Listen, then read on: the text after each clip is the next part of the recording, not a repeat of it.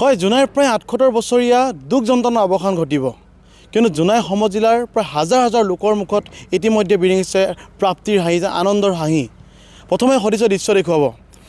জোনাইত ২২ কোটি টকীয়া ব্যয় সাপেক্ষে নিৰ্মাণ হৈ থকা ১০০খন বিচনাযুক্ত চিকিৎসালয়খন অহা বৃহস্পতিবাৰে স্বাস্থ্যমন্ত্ৰী অশোক সিংঘালে মুকলি কৰিব। সেয়ে উখল মাখল পৰিৱেশে বিৰাজ কৰিছে জোনাইৰ সমগ্ৰ অঞ্চলটোত। উল্লেখযোগ্য যে ২০১৮ চনতে বৰ্তমানৰ মুখ্যমন্ত্ৰী, তেতিয়াৰ তদানীন্তন স্বাস্থ্যমন্ত্ৰী ডক্টৰ হিমন্ত বিশ্ব শৰ্মা আৰু সাংসদ প্ৰদান বৰুৱা, ডক্টৰ ৰণোজ পেগু আৰু জোনাইৰ বিধায়ক ভুৱন পেগুৱে আধাৰশিলা স্থাপন কৰিছিল।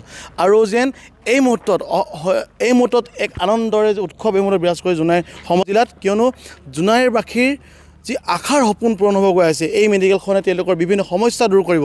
বিশেষকৈ ক'ব লাগিব, প্ৰসূতি প্ৰসৱ কৰাৰ সময়ত এটা দুৰ্ঘটনা হ'লে বা অন্যান্য ৰোগ হ'লে তাত নৰিয়াত পৰিলে জোনাইৰ বিশেষকৈ সাধাৰণ ৰাইজে হয়তো চুবুৰীয়া ৰাজ্য অৰুণাচল কিংবা ডিব্ৰুগড়, লখিমপুৰলৈ তেওঁলোকে ঢাপলি মেলিব লগা হয়। কিন্তু এই মেডিকেলখন অ'পেনিং হোৱাৰ লগে লগে, মুকলি হোৱাৰ লগে লগে যেন জোনাইৰবাসীৰ এইকেইটা বিশেষকৈ সমস্যা যেন দূৰ হ'ব। সেয়ে এই মুহূৰ্তত জোনাইখনত এক আনন্দৰ উৎসৱ যেন বিৰাজ কৰিছে। ইয়াৰ উপস্থিত ৰাইজসকল আছে আপোনাৰ, লগতে ইয়াৰ জোনাইৰ স্থানীয় লোকসকল আছে। আমি কথা পাতিম। দাদা, আমি আপোনাৰ ওচৰলৈ প্ৰথমে আহিছোঁ। ক'ব লাগিব, জোনাইখনৰ এটা ৭৮ বছৰীয়া এটা দুখ যন্ত্ৰণাৰ অৱসান ঘটিব। কি ক'ব বিচাৰিব এই মুহূৰ্তত? প্ৰথমতে আমি ভাৰত স্বাধীনতা ৭৫টা বছৰ পাৰ হ'ল। আমাৰ জোনাই এখন পিছপৰা এটা অঞ্চল আছিল এটা সময়ত, এতিয়া উন্নয়ন পালে আগুৱাই গৈ আছে।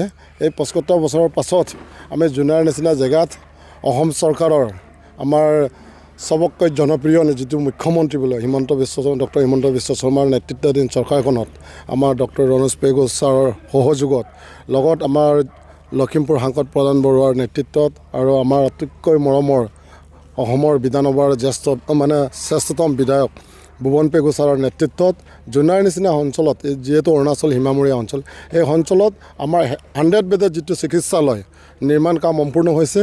আৰু এই কাম অহা 9 তাৰিখে আমাৰ অসম চৰকাৰৰ স্বাস্থ্য বিভাগৰ মন্ত্ৰী অশোক সিংঘাল ডাঙৰীয়া আহি প্ৰায় 10টা বজাত এই আমাৰ জোনাই চিকিৎসালয়খন উদ্বোধন কৰিব। তাৰ কাৰণে আমি জোনাইবাসী ৰাইজক, এই অঞ্চলৰ ৰাইজক বহুত দিনীয়া আমাৰ যিখিনি সমস্যা, যিহেতু আমাৰ বিভিন্ন ধৰণৰ ইয়াত সৰু সুৰা বেমাৰ আজাৰৰ পৰা ধৰি ল'ৰা ছোৱালী মহিলাসকলৰ যদি প্ৰকৃতি হোৱা টাইমলৈকে বা বিভিন্ন যান বাহনত কিবা এক্সিডেণ্ট হোৱাৰ পৰা ধৰি বা ক'ৰবাত ব্লাড দিয়াৰ পৰা ধৰি আমাৰ এটা জোনাই এটা অঞ্চলত বহুত এটা ডাঙৰ সমস্যা আছিলে। এই সমস্যাটো নিশ্চয় দূৰ হ'ব, যিহেতু এটা সময়ত জোনাইৰ বিভিন্ন আমাৰ ইয়াত বহুত ৰাইজ প্ৰাণ হেৰুৱাবলগীয়া হৈছিলে। এটা সময় ৰাস্তা ঠিক নাছিলে, আমি পাচিঘাট নিবলগীয়া হৈ যায়। তাতো কিছুমান কমিউনিকেশ্যন বস্তু নোপোৱাৰ কাৰণে আমাৰ এয়া ৰাইজৰ প্ৰাণ হেৰুৱাবলগীয়া হৈছিলে। ঠিক তেনেকৈ আমাৰ এটা সময়ত আমি ডিব্ৰুগড় যাবলগীয়া হয়, পেৰী নদীত ৰাতি 12টা বজাত পেৰী নোপোৱা হৈছিলে। এতিয়া গোটেইখিনি এইখন চৰকাৰে ৰাস্তা পদূলিৰ পৰা ধৰি গাঁৱে ভূঞে যোৱা ৰাস্তাৰ পদূলি, বিজুলী বাতিৰ পৰা ধৰি গৰাখহনীয়াৰ পৰা ধৰি গোটেইখিনি সমস্যা। এতিয়া গৰাখহনীয়া ক'লে এইটো এটা ডাঙৰ সমস্যা। জোনাইৰ পৰা আমি এতিয়া জোনাই 3 মাইল ঘাটৰ পৰা একদম দমকল ঘাটলৈকে যোৱাবাৰ 15 কিলোমিটাৰ AND বান্ধ বনাল, ৰ'দ কাম বান্ধ।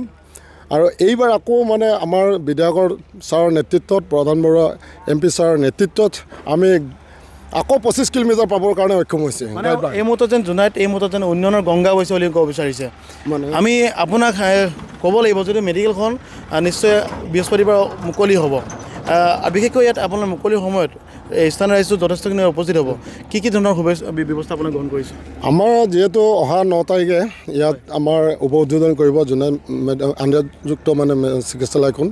ইয়াত আমি বিভিন্ন জাতি জনগোষ্ঠীৰ নিমন্ত্ৰণ কৰা হৈছে।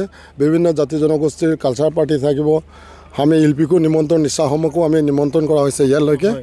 আৰু জোনাই ৰাইজে পূৰা স্বতঃস্ফূৰ্তভাৱে ওলাই আহিব, তাৰ কাৰণে আমি আহ্বানো জনাইছোঁ। আৰু ৰাইজে আমাক বহুত শুভেচ্ছা জনাইছে যে জোনাই চিকিৎসালয়খন যোৱা বছৰ 2 বছৰ ধৰি লাগিছিল বনোৱা কামত, আৰু সম্পূৰ্ণ হোৱাৰ পাছত কেতিয়া আধাৰশিলা কৰিব তাকে ৰাইজে বাট চাই আছিল।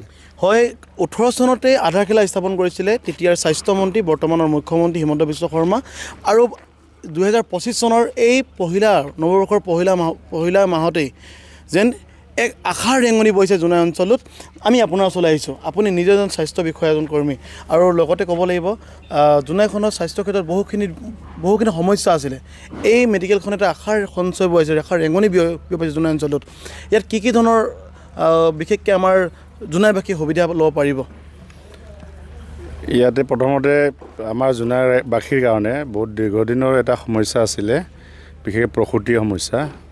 ডেলিভাৰী কেছবোৰ আমি সাধাৰণ এটা চিজাৰিন এটা কৰিবৰ কাৰণে ডিব্ৰুগড় বা পাছিঘাট যাবলগীয়া হৈছিলে। এখন মেডিকেল হোৱাৰ পিছত আমাৰ গোটেইখিনি সুবিধা ইয়াতে পাব। গতিকে এইখিনি বিশেষকৈ আমাৰ জোনাইখনত মানে অকল মেডিকেল ছেক্টৰটোৱে বিশেষকৈ মানে হেৰি হৈ আছিলে, কি বুলি ক'ম, বেক হৈ আছিলে। গতিকে এখন হস্পিটেল খোলাৰ পিছত আমি আশা কৰিম মানে যথেষ্ট ৰাইজৰ উপকাৰ হ'ব আৰু আমিও নিজে মই ব্লক ফাৰ্মাচী হিচাপে ইয়াত কাম কৰি খুবেই সুখী হ'ম। হয়, ইয়াত চাগে নিশ্চয় কিমানটা বিভাগ ইয়াত অন্তৰ্ভুক্ত কৰা হৈছে এইখনত? ইয়াৰ টোটেল আমাৰ মেইনলি আছে আমাৰ চাইল্ড কেয়াৰটো আছে, গাইনকলজি চিজাৰিনৰ কথাটো আহিলে। তাৰপিছত মেডিচিন ৱাৰ্ড আছে আমাৰ, আপোনাৰ চাইল্ড কেয়াৰ হ'ব, ৰেডিঅ'লজিষ্ট আপোনাৰ এক্সৰে ফেচিলিটিটো হ'ব, আল্ট্ৰাচাউণ্ড হ'ব, ECG ফেচিলিটি হ'ব,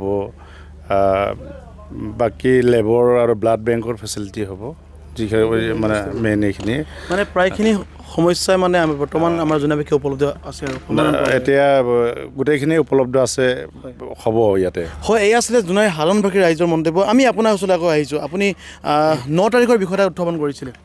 যিহেতু আমাৰ জোনাইৰ কাৰণে হোৱা 9 তাৰিখ 9 জানুৱাৰী বৃহস্পতিবাৰে আমাৰ অসমৰ স্বাস্থ্যমন্ত্ৰী অশোক সিংঘাল ডাঙৰীয়া ইয়াত উপস্থিত আহিব, শুভ উদ্বোধন কৰিব। লগত আমাৰ সাংসদ থাকিব, সাংসদ প্ৰধান বৰুৱা ছাৰো থাকিব, আমাৰ বিধায়ক ভুৱন পেগু ছাৰো থাকিব আৰু ডিপাৰ্টমেণ্টৰ মানুহ উপস্থিত থাকিব। আৰু ৰাইজে মানে জাক জমকতাৰে মানে আহিবৰ কাৰণে মানে চবেই আমাক পোনাপনি কৰি আছে। তথাপিও আমি এই মানে প্ৰচাৰ মাধ্যমৰ যোগেদি অহা 9 তাৰিখে পুৱা 9 বজাত 9:30 মানত ৰাইজক এই চিকিৎসালয়ৰ সন্মুখত সমবেত কৰিবৰ কাৰণে আহ্বান জনাইছোঁ। আমি পুনৰ এবাৰ দৃশ্য দেখুৱাম। প্ৰথমতে 22 কোটি টকা ব্যয় সাপেক্ষে নিৰ্মাণ হৈছে জোনাইদে মেডিকেলখন। আৰু ইতিমধ্যে ক'লে আমাৰ জোনাইত যোন স্বাস্থ্যকৰ্মী বিষয়া আছে তেখেতে ক'লে জানিব দিছে ইয়াত প্ৰতিটো ৰোগীৰ স্বাস্থ্যৰ কাৰণে প্ৰতিটো ইয়াত বিভাগে অন্তৰ্ভুক্ত কৰা হৈছে। আৰু এই মেডিকেলখন যেন জোনাই সমজিলাৰ কাৰণে, জোনাই বিধান সমষ্টিটোৰ কাৰণে এখন আশাৰ ৰেঙনি, কিয়নো এই মেডিকেলখনে জোনাইৰ বহুখিনি সমস্যা দূৰ কৰিব। বিশেষকৈ ক'ব লাগিব বানপানীৰ সময়ত ইয়াৰ সাধাৰণ ৰাইজে কিন্তু বিভিন্ন ধৰণৰ সমস্যাত ভোগে, দুৰ্ঘটনা তাত সমস্যাত ভোগে, প্ৰসূতিৰ সময়ত সমস্যা ভোগে। কিন্তু এই আটাইখিনি যেন সমস্যা এই যে নৱবৰ্ষৰ প্ৰথমটো মাহতে যেন চৰকাৰখনে ইয়াক দূৰ কৰাৰ কাৰণে যি প্ৰয়াস কৰিছে, ইয়াক সকলোৱে এই মতে জোনাইবাসী আদৰণি জনাইছে। আৰু ক'ব লাগিব যে এই মেডিকেলখনে ভৱিষ্যত দিনত যে জোনাইবাসী ৰাইজক উন্নত মানৰ যাতে স্বাস্থ্য সেৱা প্ৰদান কৰিব পাৰে তাকে সকলো জোনাইবাসী ৰাইজে কামনা কৰিছে।